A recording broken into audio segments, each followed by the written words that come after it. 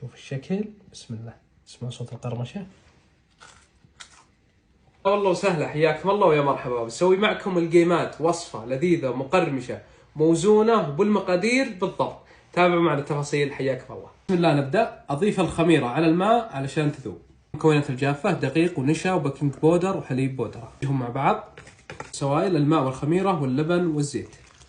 مباشرة عجين باليد. بس خلصنا، عجينتنا جاهزة للتخمير. باقي آخر مكون البيض بعد التخمير.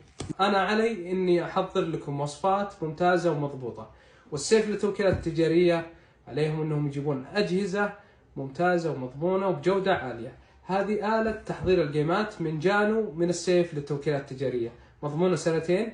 الآلة تحضر الجيمات بشكل سريع، بنشوفها معكم ونشرحها بالتفاصيل. تابعوا معي. تحضير الجيمات هذه بدون سلك، لا سلكية، تشحن مثل الجوال. معها كوبين معيارين للسوائل والمواد الجافة. معها قاعدة عشان الترتيب والنظافة. آلة التحضير حجمه لتر، وينزل بالدفعة الواحدة 3 الجيمات مع بعض بالطريقة هذه. يجي مع الآلة قمع لتنزيل العجينة وتسهيله.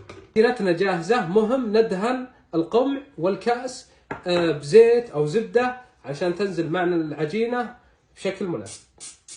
تخمرت، بنضيف البيضة ونخلط العجينة من جديد. ننزل العجينة للآلة، شوف شلون تنزل ما يلتصق شيء. حرارة الزيت المناسبة لقلي الجيمات 165 درجة. أول ما نلقم وتنزل الجيمات نهدي الحرارة إلى 130 120. بعد ما ترتفع الجيمات نخليها شوي، بعدين نبدأ نقلب إلى 20 نص ساعة حسب القرمشة اللي تبغاه. بسم الله نبدأ التلقيم بآلة الجيمات السريعة هذه. بسم الله، شوف شلون ما شاء الله سريعة جدا. أنا أغير الأماكن عشان ما تلتصق مع بعض. شوفوا شلون سريعة مرة.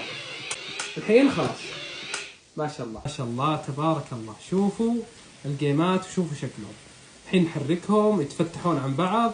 بعد ما حطينا الجيمات وتشوفونها ارتفعت، بننزل الحرارة ل 120 تقريبا مئوية درجة الحرارة، ونستمر بالتقليب علشان يطلع اللون واحد. وعاد الشكل شوفوا ما شاء الله تبارك الله، ما يمدح حاضر قدامكم، ما شاء الله تبارك الله. نستمر بالتقليب على حرارة هادية لين تصير مقرمشة. هذه الطريقة بتخلي الجيمات مقرمشة لفترة طويلة مرة، لا تستعجلون عليها. معنا تقريبا 20 دقيقة والحين جاهزة. نزلها على ورق حق الزيت مع صوت القرمشة.